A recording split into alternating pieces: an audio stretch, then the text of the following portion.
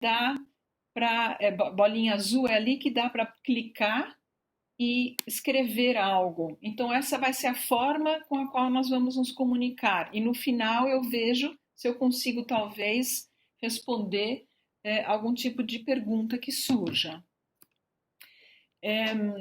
Eu não sou uma artista, também não sou estudiosa de obras de arte, mas a minha relação com a Santa Ceia do Leonardo é justamente um trabalho de observação, observação sistemática ao longo dos anos, sempre no momento da Páscoa.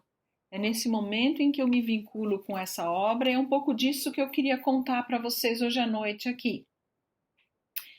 Então, se a gente pensar um pouco, acabamos de passar por essa Semana Santa, esse momento tão importante para nós, pessoas vinculadas à antroposofia ou ao cristianismo, ainda mais esse ano, de uma forma bem especial, um silêncio bastante profundo, eu percebi nos meus colegas, amigos e familiares, onde realmente nós nos deparamos com algo, uma introspecção maior.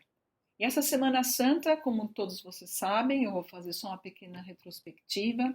Ela começa com o Domingo de Ramos, com aquele momento onde Cristo é ovacionado na sua entrada em Jerusalém, recebido com louvor, num êxtase. Passamos para uma segunda, onde nós temos uma discussão no templo com os vendilhões, onde Cristo se irrita com os vendilhões que estão no templo. Tem também nessa segunda-feira o ressecamento da figueira, essa árvore que a partir deste momento deixa de dar frutos. Na terça nós temos um embate com os sumos sacerdotes, uma discussão polar, onde cada um defende o seu ponto de uma forma bem polar e Cristo não se opõe, contudo fala em parábolas com os sumos sacerdotes. Na quarta-feira, a lavagem dos pés por Maria Madalena com óleo de nardo, ali uma cena também bastante especial. Na quinta é o nosso dia da Santa Ceia. Quinta-feira, o lava-pés, depois a Santa Ceia, a celebração da Páscoa judaica, do Pêssar, o alimento ali na mesa, como essa tradição já festejada milenarmente pelos judeus, e depois dessa Santa Ceia, deste momento de compartilhar, eles saem para o Getsemane e tem um acontecimento fora do cenáculo. Na sexta, a crucificação e a morte.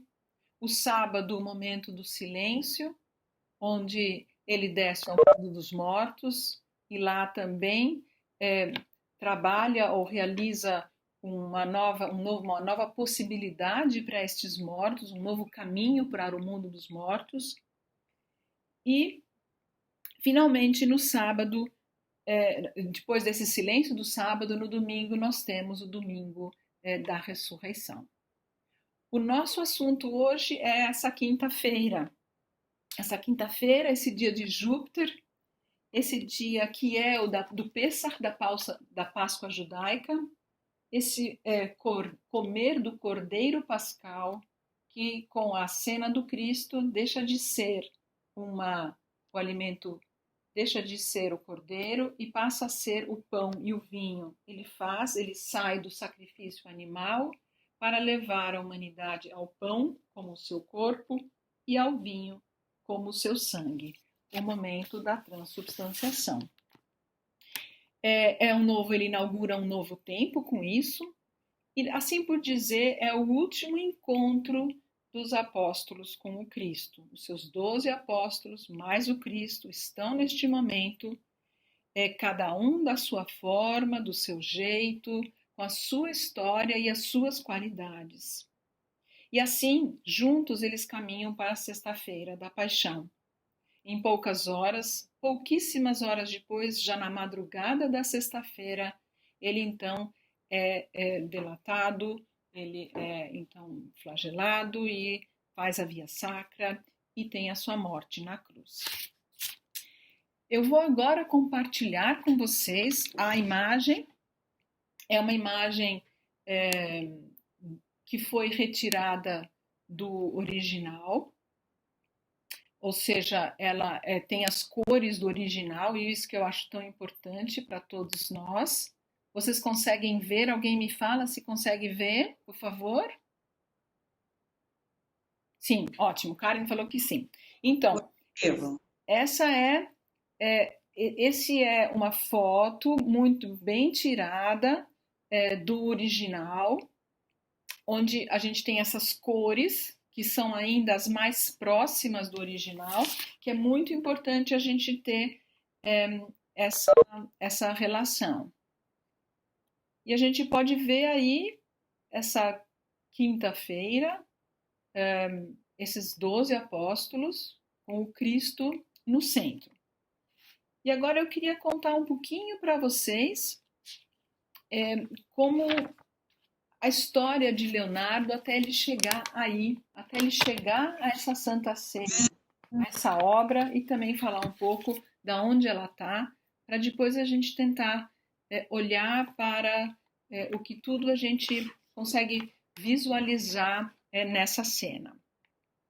Leonardo da Vinci nasce em 15 de abril de 1452. É amanhã, ou seja, amanhã é o aniversário do Leonardo. Às 3 da madrugada. Ele tem uma mãe camponesa, uma pessoa bastante simples. Ela engravida, então, deste pai, que é uma pessoa com um pouco mais posses. Piero de Vinci é o pai. E ela, assim por dizer, é uma mãe solteira que cria este menino de uma forma bastante simples no campo. Ele tem esses primeiros 4 anos da vida muito vinculados ao campo e a uma simplicidade. Mas esse pai, esse Piero, ele se casa, e deste matrimônio ele se casa com uma pessoa que se chama Albiera, é a madrasta de Leonardo. E quando ele se casa, eles acabam não tendo filhos. É uma união de filhos. E Albiera, então, gostaria muito de ter um filho. E é nesse momento que o pai de Leonardo traz Leonardo para sua casa. E ele acaba morando agora com o pai. Mas essa madrasta também morre logo. E ele acaba sendo, então, criado realmente pela avó e pelo pai. O talento, não se sabe mais muita coisa sobre a infância dele, ela é pouco conhecida, pode-se imaginar, uma criança aí de uma forma vivendo na campanha italiana, ele acaba não sendo muito conhecido, e aos 15 anos, então, finalmente, já conhecendo um pouco o talento de Leonardo, ele é enviado para Firenze, e em Firenze ele vai ser um estudioso, ou seja, ele vai aprender com Verrocchio, ele vai aprender a arte realmente da pintura e da escultura e etc. e tal. Ele ali é um artesão trabalhando com Verrocchio. E ali ele aprende muita coisa, é dali que nós temos muitos quadros famosos, mas em 1482 ele então muda para Milão. Ele é chamado por Ludovico Sforza, um arquiduque de Milão, para trabalhar em Milão. E em Milão ele então é chamado para pintar este quadro que a gente está vendo. A gente pode pensar nessa época agora, Milão, Itália, um lugar onde muita tristeza nesse momento, tantas pessoas passando pela doença, pelo Covid-19, tantas pessoas falecendo. É ali que está a Santa Ceia, dentro do convento de Santa Maria della Grazie, um convento dominicano. E é ali, então, que o sumo sacerdote chama Leonardo para dentro do convento, no refeitório, pintar a Santa Ceia. Assim, os clérigos poderiam sentar e, enquanto faziam suas refeições, poderiam admirar essa bela obra de arte. Só que essa obra de arte leva muito tempo para ser finalizada. Leonardo trabalha vários anos e nos últimos 3 anos em que ele se dedica a ela, ele tem muita dificuldade de finalizar 3 desses nossos apóstolos e o Cristo. Para ele é muito difícil dar uma expressão para Judas, é muito difícil dar uma expressão para João, já já eu vou mostrar quem são, se vocês ainda não descobriram, e o próprio Cristo. Então, como realmente trazer para cada um dos discípulos uma expressão típica que mostre força, que mostre independência, elevo, superioridade espiritual, poder divino, amor. Como trazer isso para cada um deles? Este foi um grande desafio de Leonardo. E por isso ele levou tanto tempo. E reza uma lenda que diz que, como era muito difícil fazer o Judas para ele não sabia, e ele andava pelas ruas buscando alguma figura que pudesse se assemelhar a isso que ele imaginava que poderia ser o Judas.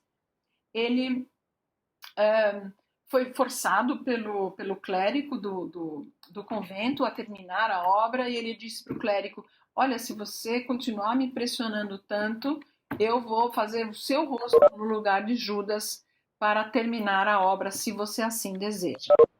E, logicamente, o clérigo não queria o seu rosto no corpo de Judas e deixou que Leonardo, sem pressão, terminasse a obra, que é onde faltavam ainda Jesus, Judas e João. Então, só para a gente ter uma ideia, vou agora compartilhar mais uma tela para vocês verem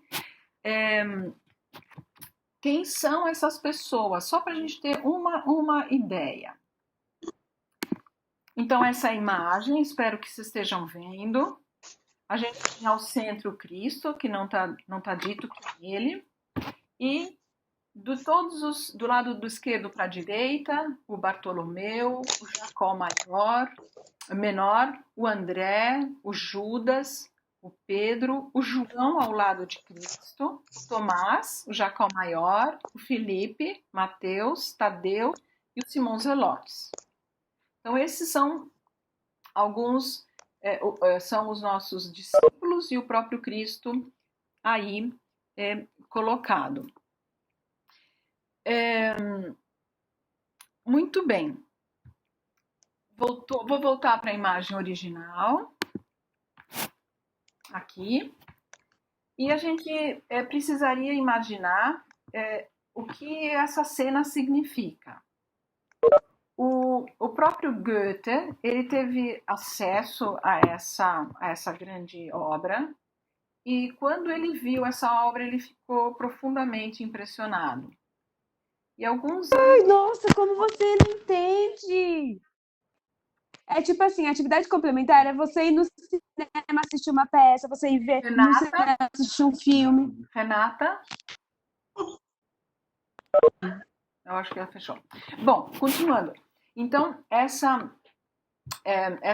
cena, né? Ele viu essa obra de arte e depois de alguns anos ele voltou a observá-la e fez observações muito profundas acerca dessa obra. Ele, na verdade, escreveu sobre cada um dos discípulos. Teve uma consideração sobre cada um. E ele diz: a gente poderia imaginar que o Cristo está dizendo algumas palavras. E provavelmente o Cristo nos diz aqui: há entre vós um que me delatará. E dizendo essas palavras, cada um desses seres humanos tem uma reação. E entre este momento a gente pode ver essas diferentes posturas, gestos da mão, da cabeça, do corpo, dos olhos, a gente não vê tão bem, mas o Goethe fala dos olhos também, expressão facial. Cada um se expressa de uma maneira. E, na verdade, são 12 discípulos. E cada um reage de uma certa forma e com certos gestos. E a gente poderia imaginar o que cada um deles está falando, o que cada um deles está dizendo, né? Por exemplo, eu anotei algumas coisas que eu observei. Isso nem me preocupa. Isso é mentira. Tome cuidado, se cuide. Você não viverá para sempre? Quem é? Quem será? Quem será? Não fui eu, não sou eu, não tenho nada a ver com isso. O que quer dizer isso? Não sou eu, Senhor. O Senhor conhece o meu coração. Eu não disse que isso aconteceria um dia? Ou seja, cada um poderia dizer alguma coisa. Cada um dos discípulos está falando, dizendo ou se expressando de uma forma. E a gente precisaria dar especial atenção aos gestos.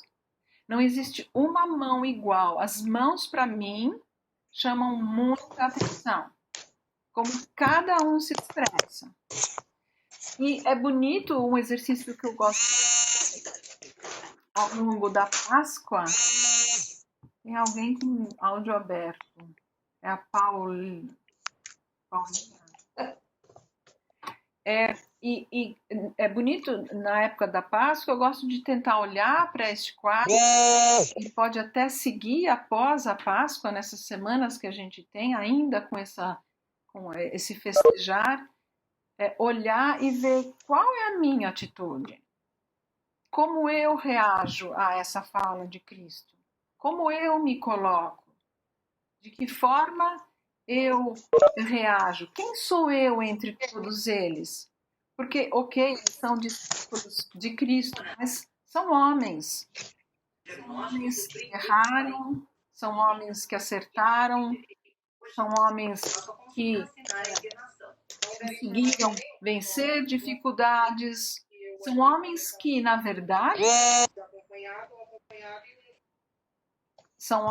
verdade, na Sexta-feira Santa, desaparecem da cena. Eles são os primeiros a adorar Cristo. Então, não são homens tão diferentes de todos nós. E a gente pode imaginar que nós estamos todos aí representados, de alguma forma. E aí é muito interessante olhar para eles e ver qual é a minha atitude. Como sou eu, bem honestamente? Como é que eu reajo a isso? E através da observação, ver que comportamento a gente tem, que atitude é a nossa atitude, qual é a nossa forma de reagir a isso, qual é a nossa sinceridade em relação a essa cena, como é que nós conseguimos compactuar com o caminhar da Semana Santa, da sexta, do sábado e do domingo, como é que nós lidamos com isso, nossas fraquezas, nossas forças, nossas dificuldades, nossos medos. E através da observação, isso pode ser também bastante enriquecedor para cada um de nós. Então, olhando para essa obra, eu queria agora falar um pouquinho sobre como Goethe olhou para este quadro. E aí nós temos bem tipicamente o caminho que o Goethe, então, olhava para o mundo, um caminho de conhecimento que ele nos traz, onde ele trabalha com polaridades. E trabalhar com polaridades é uma das coisas, para mim, mais gostosas, mais interessantes, porque elas são reveladoras. Sempre que eu trabalho com a polaridade, alguma coisa se revela, que ele muitas vezes chamou de intensificação. Então, uma polaridade colocada no quadro já de antemão, dá para a gente ver bem facilmente. Do lado esquerdo do quadro, eu espero que vocês consigam ver o meu cursor, a gente tem aqui Bartolomeu. E o Goethe, então, começa a olhar para este lado do quadro e mostra que nós temos um polo escuro. O próprio tudo em volta é escuro, a toalha da mesa está mais escura, e do outro lado, então vamos para a polaridade em relação ao Bartolomeu, esse aqui é o Bartolomeu, nós vamos para o outro lado e nós temos aqui o Simão Zelotes, onde nós temos agora um quadro que tem uma claridade, uma luz, vestes completamente diferentes. Além da tonalidade, da polaridade do tom, da intensidade, a gente tem a polaridade da idade. Vejam a idade que tem esse Bartolomeu e vejam a idade que tem aqui o Simão Zelotes. Completamente oposto, assim por dizer. E a atitude que tem o Bartolomeu, as mãos colocadas, né? Eles levantando, assim por dizer, saindo do seu lugar, quase dizendo, isso é gostoso, cada um descobriu o que eles estão dizendo, nós podemos agora inventar essas frases. Esse é um exercício gostoso durante a Páscoa. O que esse homem está dizendo? O quê? Quem vai fazer isso? O que é que vai acontecer? Ou seja, uma atitude juvenil com as mãos na mesa. Do outro lado, o Simão Zelotes, nada de mão na mesa, nada de o quê, quem que vai fazer, mas as mãos abertas. Uma atitude já completamente diferente, uma atitude já mais sábia, uma atitude já mais ponderada. Ele agora se coloca de uma forma bem diferente. E assim o Goethe nos mostra passo a passo como de um lado da mesa para o outro nós estamos o tempo inteiro trabalhando com polaridades. No gesto, na cor, na postura das mãos.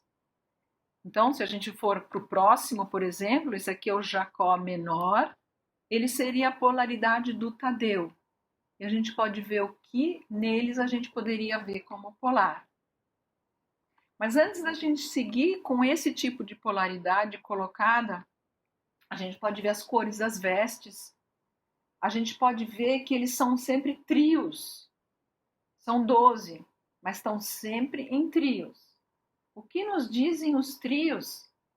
Cada trio, esse trio aqui mais espaçoso, eles em si já buscam uma harmonia entre eles. Na postura das mãos, e parece que sempre um faz uma figura central do meio de buscar um equilíbrio. Este aqui, este de azul, essa cor bonita de veste, um azul esverdeado, é o Mateus. Então parece que o Mateus está nos levando para o Cristo. Aqui o Simão está segurando essa cena e aqui no meio o Tadeu está tentando trazer um meio, um centro para essa tríade. A gente poderia também olhar essa tríade representa talvez a terra, o fogo, o ar, ou terra, fogo, ou fogo, ar, o que faltou? Água, né?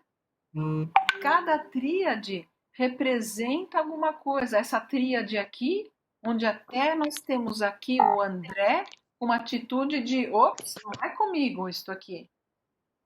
E as tríades que estão mais próximas do Cristo. Aqui, João em oposição a Judas. E no meio deles, Pedro colocando uma mãozinha. Também aqui tem uma harmonia entre esses três. Mais uma harmonia deste lado da mesa. O mais alto aqui, o Filipe, com o Jacó no meio e o Tomás. Também eles têm uma postura de buscar um equilíbrio entre eles. Muito bem. As polaridades são muitas, mas eu queria trazer uma polaridade em especial que a gente poderia se dedicar alguns poucos minutos. Este aqui, como a gente vê, é o Judas. E o Judas, muito interessantemente, é o único, assim por dizer, debruçado sobre a mesa, quase que encarando o Cristo de frente.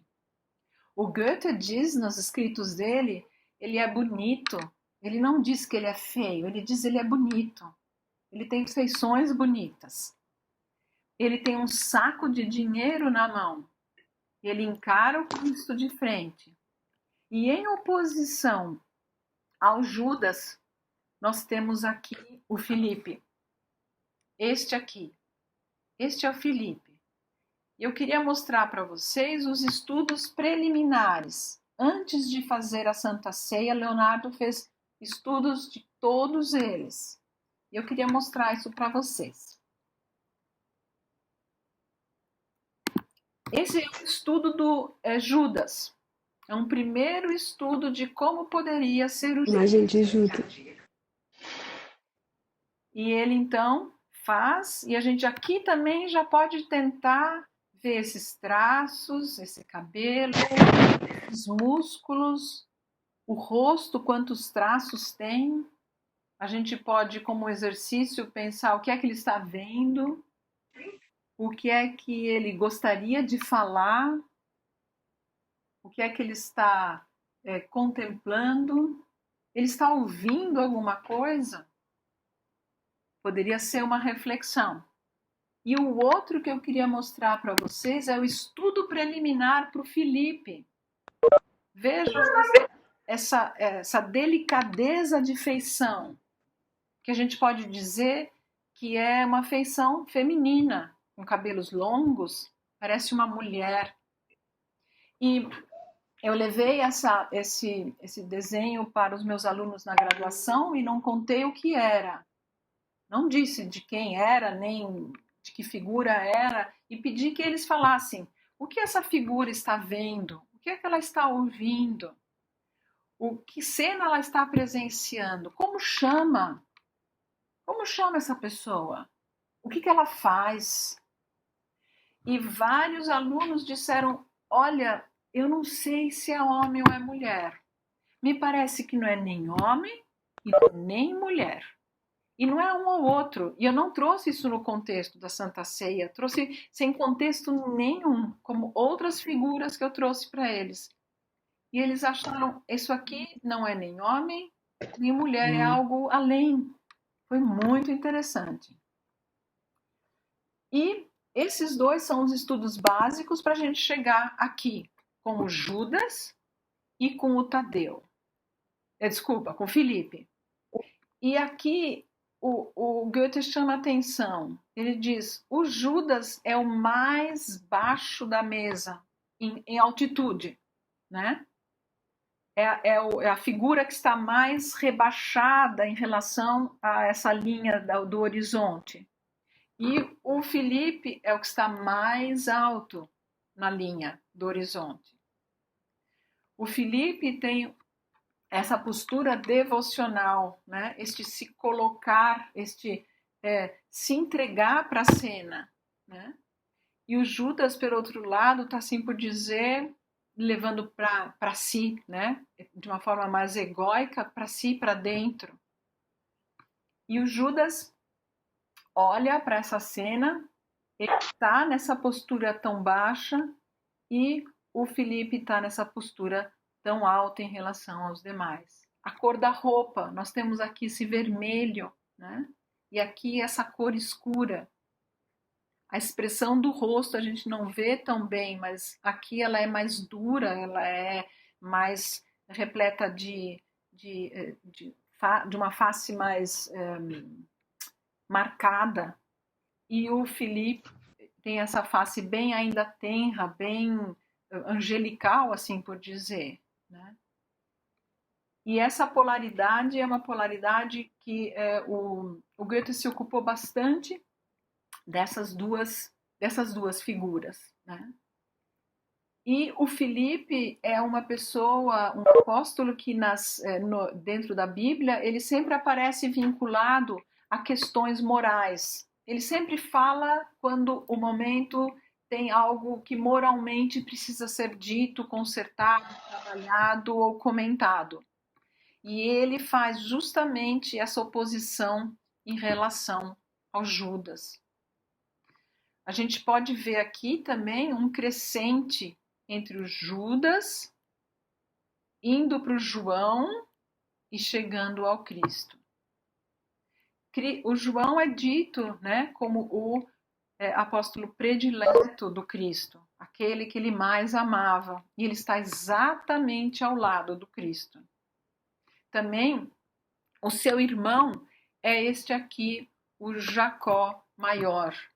E os dois, assim por dizer, estão ao lado do Cristo, numa polaridade com completamente atitudes diferentes. Então, o João é como se ele não estivesse olhando para nada. Ele não olha para lugar nenhum, ele olha para dentro, para ele mesmo. Parece que ele está vendo a cena do que vai acontecer daqui para frente, o que vai se descortinar. Parece que ele vê isso interiormente. E do outro lado, o Jacó abre os braços, como que protegendo ou querendo fazer um equilíbrio aí nessa cena. E ele está mais vinculado para fora, olhando para fora, né? E muito bonito aqui, forma-se, a gente sabe, vinho, né, no cálice. A gente não encontra tão bem esse cálice na mesa. Ele é descrito que ele está aqui, mas a gente não vê um cálice como aquele que a gente está acostumado a ver nas nossas igrejas. Mas aqui entre os dois a gente vê um cálice se formar, né? Entre o João e o Cristo, com a mesma cor, a gente vê aqui um cálice que se forma. E o Cristo seria, assim por dizer, quando a gente pensa no Goethe, essa intensificação. Várias coisas acontecem da esquerda para o centro, da direita para o centro, tantas coisas diferentes estão ali em curso. Como se a humanidade inteira tivesse aí presente, cada um com seu comentário, cada um com a sua fraqueza, com a sua força. E essas polaridades da humanidade, representantes da nossa humanidade, vão se intensificando em polaridades até a gente chegar à figura central, à figura do Cristo, que está bem colocada, uma mão aberta para cima, ele mesmo tem uma polaridade em si. A mão esquerda, que é a nossa direita, está virada para cima, ele está perto do pão, essa mão, e a outra mão virada para baixo, e essa que está perto de um lugar onde está colocado o vinho. Os olhos abaixados, ou seja, essa cena ali, ele já não o toca tanto.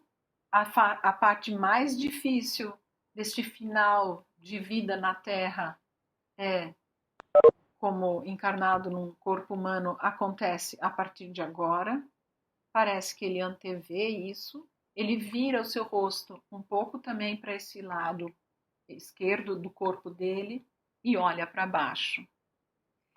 E se a gente olhar o rosto dos demais, a gente vê que o dele parece uma intensificação completa de todos os outros, como uma grande síntese e com uma leveza, com uma interioridade, com uma qualidade que parece que a gente vê aí uma alma presente nesse rosto. A gente pode dizer que do lado esquerdo, aqui esse Jacó menor, é como se ele fosse parente do Cristo pelas faces e pelo cabelo e pela forma de se apresentar. Mas aqui a gente vê algo bem mais assim intensificado e bonito. Podemos dizer que o Felipe, ele é incrivelmente angelical e bonito, mas ele não consegue chegar a essa qualidade do Cristo. E ainda é uma polaridade da nossa humanidade. E o João também muito próximo do Cristo, mas não tem essa inteireza que a gente vê nessa figura do próprio Cristo. A gente pode falar um pouco do Judas também, que o próprio Goethe fala do Judas e diz ele não é um homem feio, pela observação dele, ele tem traços interessantes. Ele nem comenta tanto assim o Judas na descrição dele, ele fala mais dos demais.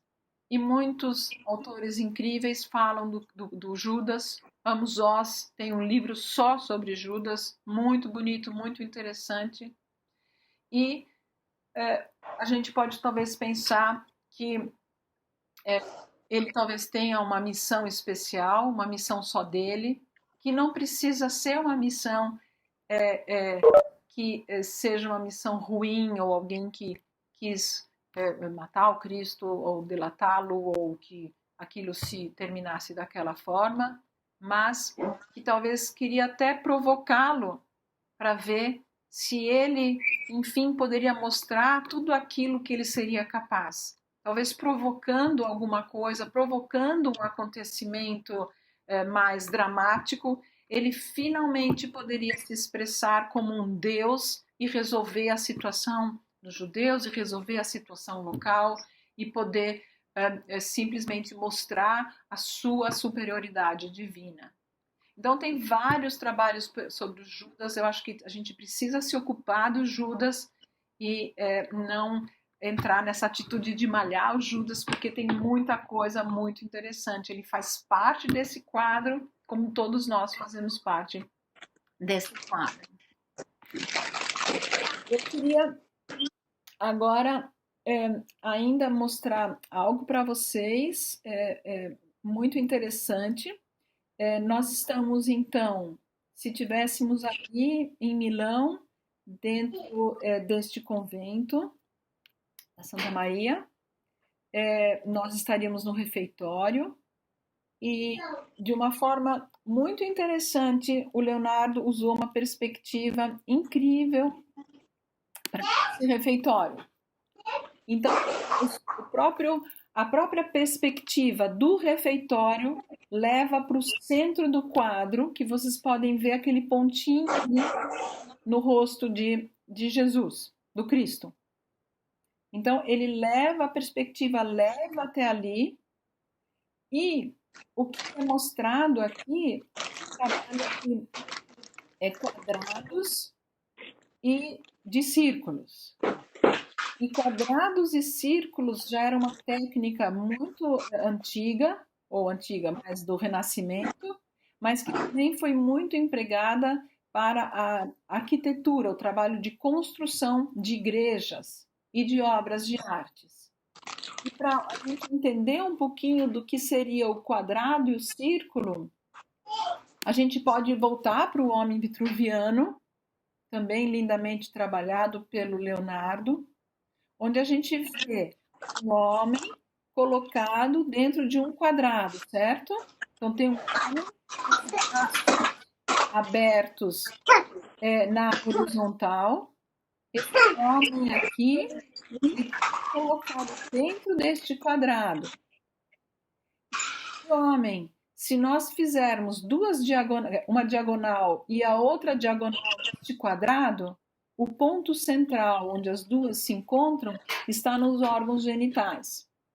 Então, eles falam que este é o quadrado terreno, é o quadrado bem encarnado na Terra, bem terreno.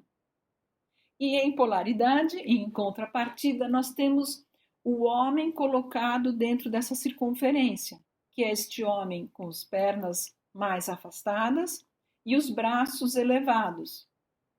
E este seria, então, um homem mais ligado ao cósmico, né? A gente vê o que a circunferência ela tangencia o quadrado aqui embaixo, mas lá em cima ela extrapola o quadrado.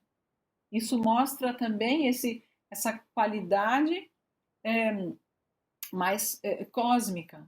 E se aqui nós também colocarmos e fizermos agora as diagonais, nós vamos ver que nós chegaremos na região do umbigo do ser humano, né? Mostrando da sua origem, da onde ele vem e da onde ele acaba sendo trazido para a Terra. E, continuando a olhar nessa ideia do quadrado e do círculo, o Leonardo foi magistral. Além de ter colocado a perspectiva dentro do próprio refeitório, a gente tem aqui esse trabalho com o quadrado do centro do Cristo, que a gente pode ver que o centro está na laringe, e é o centro da figura dele, que coincide lá atrás com essa tal dessa janela. Depois nós temos o círculo, ainda não temos, assim por dizer, a intromissão de nenhum discípulo, exceto os dedinhos aqui, que aparecem, tanto do Jacó como do Tomás, mas na verdade aqui nesse círculo ele ainda está como Cristo preservado, mas depois, na alternância entre quadrado e círculo, nós vamos encontrando os discípulos que vão se chegando, se aproximando da figura. E aqui então ele está bem colocado nessa região da laringe. Mas ainda tem uma outra forma disso ser visto, onde é enquadrado só a mesa. Então, essa mesa, essa parte superior da mesa, né? E atrás, a parte onde termina, parece essa janela, nós temos aí um quadrado colocado e na frente esse círculo. E aí a gente pode ver que, de novo, Cristo está, assim por dizer, preservado, e o ponto central é o coração do Cristo, que tem muita relação com o que ele vai viver a partir de agora, na sexta-feira da Paixão. O coração dele é o órgão dessa sexta-feira, onde ele vai passar pela crucificação e vai ser levado, vai ser enterrado ali por José de Arimateia, na tumba dele, e depois vai ao mundo dos mortos no sábado, sem regatear, sem se opor, sem fazer uma demonstração de superioridade ou mostrar que é um Deus ou coisa assim, mas aqui é o ato divino dele. Então aqui nós temos uma vez bem no coração dele, a outra imagem está na região da laringe dele, que também é algo, lembrando que o rosto está um pouco virado lateralmente, então isso aqui pegaria bem na laringe dele, que também é um órgão na antroposofia muito importante, descrito por vários autores e pelo Rudolf Steiner, como o órgão do futuro, onde a humanidade futuramente poderá desenvolver novas expressões, novas possibilidades, novas criações. A gente vê ele ali colocado neste lugar e o próprio cenáculo, o próprio local, onde aqui o ponto central está na cabeça dele, na perspectiva de todo este espaço da região do convento, onde os padres então faziam suas refeições. Infelizmente, a gente pode ver aqui uma porta, né? Mundo bem mundano, porque os padres, então, eles acharam, os clérigos deste convento acharam que o bom seria que a cozinha ficasse mais perto da sala de jantar, e para facilitar o trânsito e estar mais próximo da cozinha, eles resolveram fazer uma porta. E essa porta danificou a mesa, como também os pés que estariam atrás aqui dessa região da porta. Eu acho que por aqui eu trago para vocês um pouco dessa bonita obra do Leonardo, e queria saber talvez se tem algum tipo de pergunta, algum tipo de colocação. Eu vou dar uma lidinha aqui no chat, ver se tem alguma coisa. Eu acho que estão mais falando sobre microfones aqui.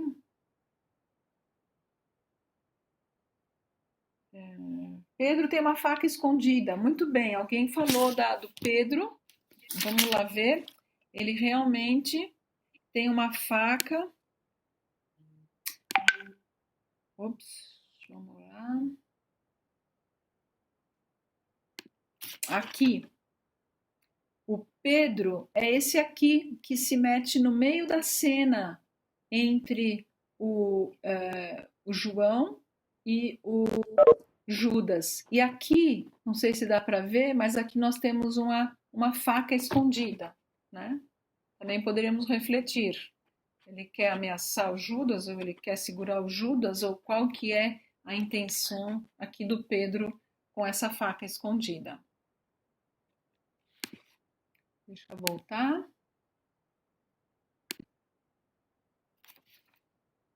Deixa eu ver aqui.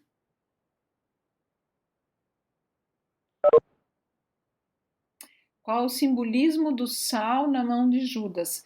Eu não sou clérica, não sou pastora, não sou nenhum tipo de estudiosa da religião. Eu, como no começo eu expliquei para todos os presentes, eu apenas sou uma observadora desse quadro há muito tempo e tenho me dedicado a isso todos os anos, mas eu não sei todos os sentidos e os significados. Mas o que eu gosto muito é justamente esse trabalho de olhar para essas polaridades, olhar para esses lados tão polares e buscar o que cada um ali está falando, está dizendo. Sem dúvida, seria maravilhoso agora estudar cada um dentro da nossa própria, nos evangelhos, o que cada um deles representa. Isso tudo eu não sei dizer apenas de alguns poucos, né? A pergunta sobre a Maria Madalena, né? Muitas pessoas e alguns autores até falam que o João seria a Maria Madalena, né? Isso a gente escuta, é bastante comum essa fala, essa pergunta, mas deixa eu voltar lá na cena.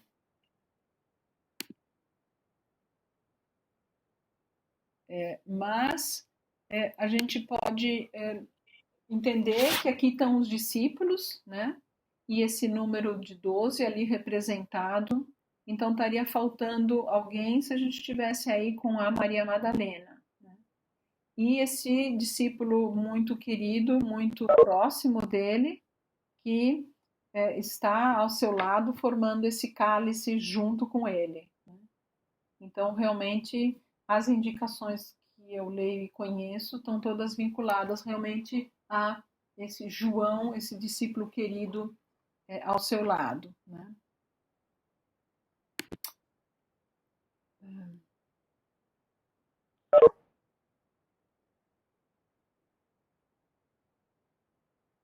Tem aqui alguém falando do Judas, né? Realmente o suicídio do Judas, ele depois se suicida, isso acontece e a gente pode também fazer essa reflexão, o que acontece após ele ser delatado e tudo o que aconteceu, né? Toda a morte, a crucificação, a morte, a sepultura, todos os discípulos se foram e ele se suicida. É uma reflexão bem interessante. Tem muitas histórias sobre Judas, muito interessantes.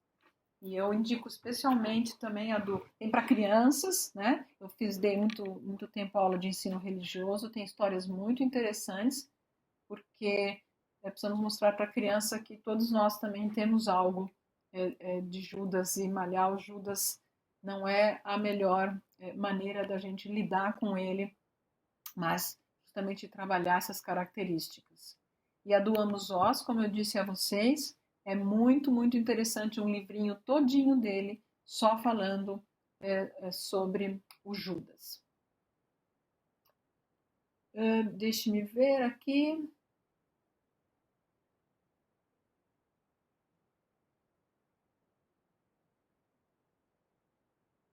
Sim, tem uma pergunta. A observação de Goethe nos leva para a composição do ser humano enquanto polaridade e também a trimembração? Sim, também a trimembração. Nesses grupos, a gente pode ver que sempre tem uma trimembração dentro do grupo. Alguma coisa ali mostra essa trimembração e de formas completamente diferentes, mas é muito interessante também olhar para essa trimembração e buscar também os signos, né, que a gente poderia encontrar dentro deste quadro. Vocês estão vendo? Eu compartilhei direito? Espero que sim. Os signos, a gente poderia encontrar os signos aqui, as casas zodiacais aqui representadas, os elementos aqui representados. Eu já fiz de tudo. Todos os jeitos eu já tentei. Da esquerda para a direita, olhei para cada um deles, vi qual seria o grupo da água, da terra, né? Já imaginei que aqui a gente poderia com esse Bartolomeu do lado esquerdo, começar com Áries e continuar em frente. Já pensei muito que talvez o Judas, uma figura típica de escorpião, mas ele como um escorpião menor, né? E o João como um escorpião transmutado, aquele escorpião que vira fênix, que se transforma.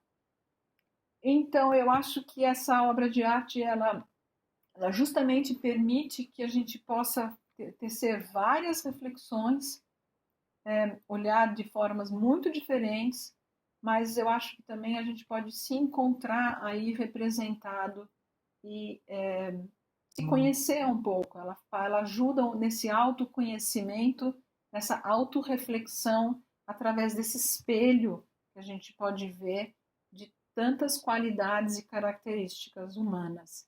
E, naturalmente, essa intensificação que faz parte um pouco do nosso rumo, né? Para onde a gente quer andar, quem é o nosso exemplo, quem é o nosso grande mestre, para que lugar nós queremos dirigir o nosso olhar, né? Ele está aí no centro como Cristo colocado. Mas por enquanto nós estamos ali sentados com as nossas imperfeições e o quadro justamente conversa muito forte, pode conversar muito fortemente com cada um de nós.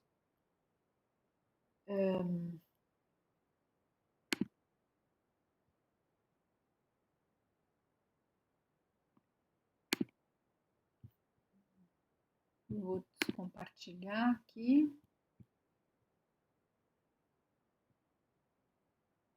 Vocês estão me escutando?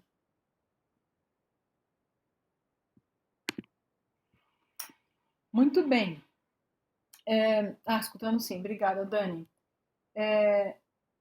Eu acho que a gente chega aqui a um final. Eu espero que tenha sido de alguma ajuda, algum interesse. Eu acho que agora nós temos aí as semanas pós-Páscoa e elas podem ser um momento para esse estudo. Eu gravei, vamos ver se ficou bom, posso disponibilizar depois. Também a gente pode, infelizmente, esse quadro que a gente encontra na internet, essa obra não está tão bem reproduzida, essa é uma reprodução que eu gosto muitíssimo. Se alguém quiser, pode me mandar um e-mail, eu posso enviar como anexo para vocês, né? E agradeço a participação de todos. Semana que vem nós teremos a Florência também, com um webinar falando um pouco sobre a biografia de Rudolf Steiner. E eu acho que pode ser muito interessante para vocês. A gente sempre divulga isso no Facebook e no Instagram, e alguns dias antes, e no próprio dia a gente libera o link para entrar aqui na nossa sala, né, virtual. Nesses tempos aí, a gente, enfim, está aprendendo a lidar com essas tecnologias que tem sido também importante para a gente ganhar outras formas e outras ferramentas para estar perto dos nossos colegas. E o trabalho com essa obra é uma forma de a gente estar perto da humanidade como um todo. Então, eu estou vendo aqui, tem alguns e-mails que estão me mandando para eu mandar a imagem. Eu faço isso, tem gente agradecendo, eu também agradeço.